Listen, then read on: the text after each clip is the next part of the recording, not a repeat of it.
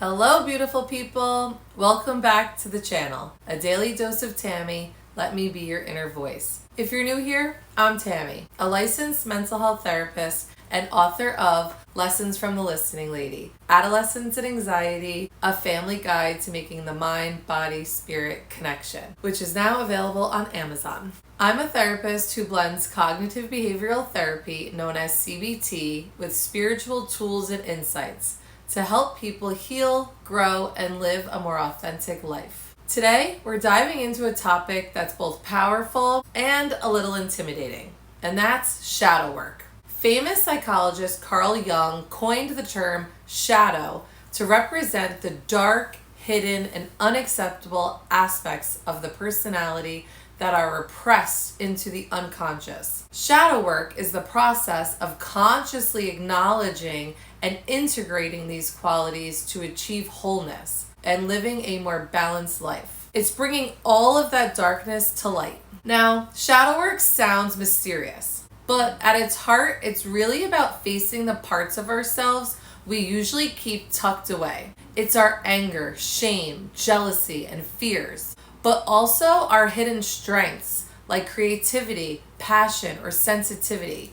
What we learned were too much or not safe to show. From a CBT perspective, shadows appear as automatic thoughts and core beliefs. For example, if someone doesn't text you back right away, we might jump to the conclusion, they must be mad at me. Or if you make a mistake, it's the voice that might say, I'll never get this right, I'm a failure. I like to give the stereotypical examples of a sensitive little boy that gets told to macho up and be a man. That sensitivity in him gets rejected and becomes a shadow part of himself. Or the bossy little girl who gets told to be nice and be a good friend. Those leadership qualities get rejected and pushed into the shadow. Spiritually, the shadow is an invitation. The invitation to heal and to integrate those parts of yourself. And that's what I want to give to you today. It's the universe nudging us to turn toward the parts of ourselves we've disowned. When we bring them into the light, we free ourselves from repeating painful patterns. Let me explain further with a few more real-life examples. Imagine your friend cancels plans. Instead of just feeling a little disappointed, you feel abandoned, rejected, maybe even furious. That's just not about canceled plans. That's a shadow wound from somewhere deeper. Maybe from times as a child when you felt forgotten or left out. Or picture this. Your coworker gets a promotion. You love them. You're happy for them. But somewhere deep inside, there's a wave of jealousy. And then, right after that, shame. Why can't I just be happy for them? What's wrong with me? Again, that's the shadow. It's the part of you that feels overlooked or unworthy, asking for attention. And maybe the most familiar example, making a tiny mistake and hearing that inner critic jump in with, you're so stupid, you'll never get this right. That harsh voice, that's not truth. That's your shadow echoing old judgments you picked up along the way. So how do we work with the shadow? How do we bring these hidden parts into the light without getting overwhelmed? I want to share 5 practices that can help you meet your shadow with curiosity, compassion, and even a little courage. The first practice is to pause when you're triggered. Reactive behavior is usually a sign of the shadow self. When something happens, instead of reacting right away, I want you to ask yourself, what is this really about? A woman once told me she exploded at her partner for leaving dishes in the sink. But as we unpacked it, she realized it wasn't about the dishes at all. Her shadow wound was feeling unseen and unsupported, which was tied to a childhood memories of always having to be the responsible one. The shadow will disguise itself as the little annoyances, but underneath, it's holding an old story. And when you pause to look at it, you give yourself the chance to rewrite that story. The second practice is challenging that inner critic. When you notice that harsh voice, I want you to pause and literally ask yourself, whose voice is this? Is it your mother's?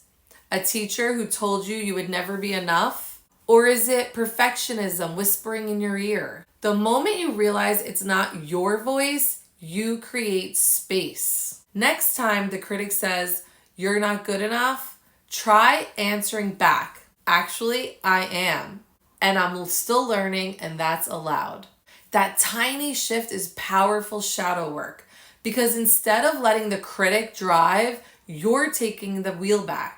The third practice is mirror work. Now, I know this one makes people squirm, but there's something healing about looking yourself in the eye and saying the words you've always longed to hear. I once spoke to a person who felt deeply unlovable. When she tried mirror work, she could barely say, "I deserve love." She cried and wanted to look away. But with time, those words started to land. Here's my challenge to you. Tonight, spend just 30 seconds looking into your own eyes and saying, "I am learning to see myself with love." Notice what comes up. That resistance, that's shadow surfacing.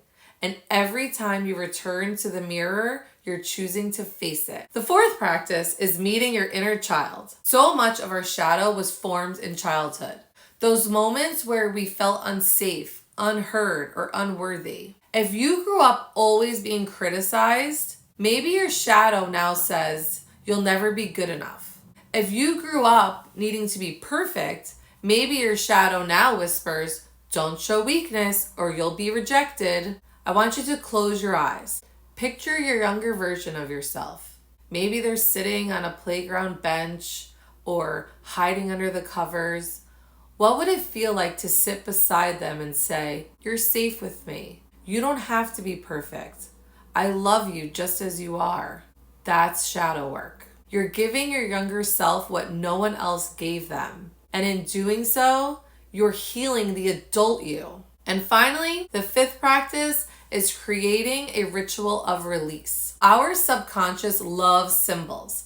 So write down one of those old shadow stories. "I am powerless. I'm not worthy. I'll always be abandoned." Then I want you to tear it up or burn it safely, bury it, whatever feels meaningful. And here's the key. Replace it. Write a new truth. Something like, "I am powerful. I am worthy. I am never alone," and put that somewhere visible. Every time you see it, you're reminding your shadow the story has changed. Before we go, I want to touch upon one more thing. I often teach about the ego, and I want to explain that the ego is different from the shadow. You see, the ego is the conscious sense of self, the part of the personality that experiences the world and makes decisions, often out of fear. While the shadow is the unconscious part of the psyche, containing hidden aspects of oneself that are often rejected or repressed, such as the negative emotions, undesirable traits, and even positive qualities deemed unacceptable that we just talked about. The ego strives for a positive self-image and wants to keep you safe, often by pushing negative qualities into the shadow, which can lead to psychological conflict and the need for integration, which is what shadow work strives to do. And here's the truth about shadow work. It's not about fixing yourself. You were never broken. It's about reclaiming the parts of you that got left behind, whether through shame, fear, or survival.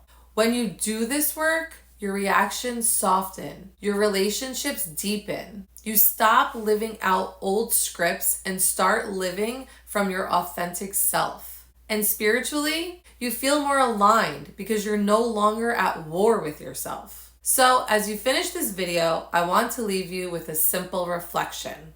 Which part of you has been waiting the longest to be seen with love? That's where your shadow work begins. If you found this video helpful, please subscribe, share, or drop a comment about your experience with shadow work.